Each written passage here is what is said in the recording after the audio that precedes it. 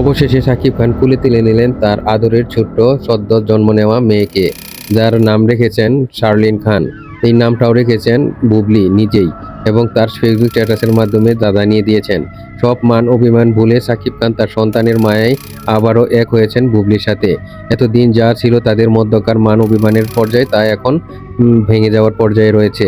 এবং তিনি একটি গিফট নিয়ে এসেছিলেন তার মেয়ের জন্য, যা নিয়ে রীতিমতো সোশ্যাল মিডিয়াতে তোলপাড় হয়েছে। কি দিয়েছে আমি তা ক্লিয়ার করে দিচ্ছি। তিনি একটি সোনার এবং হীরার মধ্যকার একটা চেইন নিয়ে গিয়েছিল তার সুন্দর কন্যার জন্য। এটা হলো তার তৃতীয় সন্তান। এর আগে তার দুটি সন্তান ছিল। সেই সন্তানের পর এবার তৃতীয় সন্তান, কন্যা সন্তানের মুখ তিনি দেখলেন। এতে তিনি খুবই খুশি হয়েছেন, কারণ তিনি বরাবরই তিনি একজন মেয়ের সন্তান সবসময় চাইতেন, ওই তার প্রথম দুই সন্তানের বেলাতেও।